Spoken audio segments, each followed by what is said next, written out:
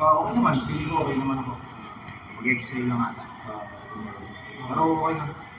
Tingin ko mga yung sabi ng mga baby, pero di ba na may bukas pa man lang. Bukas. Diba? Tingin mo kanina, tingin mo ba excessive or basketball? Basketball lang yun. Normal lang. Play lang. Yun talaga. Tanggap lang. Okay lang yun. Sa basketball, may mangyayari ganun talaga. Pag nasa players naman yun, kung hindi naman sila sige. Pero kanina wala. Ano ba yun? Ano ba yun? Masakit.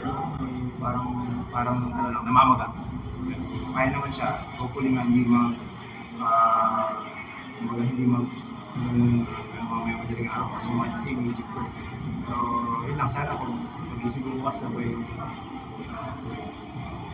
Kasi yung wala kasi ikaw yung nag-spark ng lamang yung laki ng lamang mo with your 3-point shooting. Ikaw kapag nag-effort yung first quarter pa lang, was it the plan na be active agad, aggressive?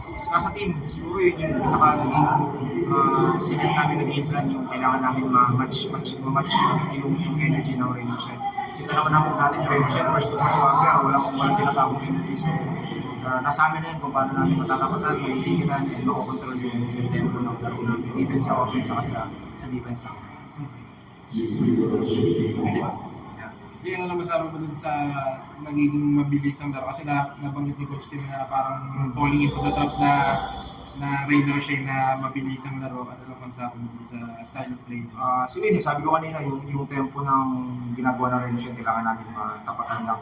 Hindi kami pwedeng sumabay doon sa laro na gusto nila, sa game plan na gusto nila. So kailangan namin match ngayon and then kailangan din namin makalma eh. So pag kailangan mo kasi ang Raynor siya, hindi pwedeng tulog-tulog ka sa loob ng court, kailangan ready ka. Knowing coach yung system ni coach yun, talagang pagbaba nila, takbo or titira talaga. So yun, kailangan namin din ng players from the bench and nakikita na natin yung mga veterano namin like Kuya Nards, sino pa mga pinapasok sa amin na eventually talagang tumutulong talaga agad yung minuto nila. So yun lang, thankful din ako sa mga kuya ko na laging ready, step up palagi pag tinawag sila sa bench.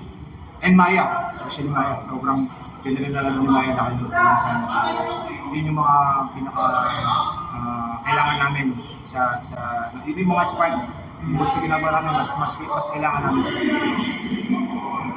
Thank you guys. Thank you very much.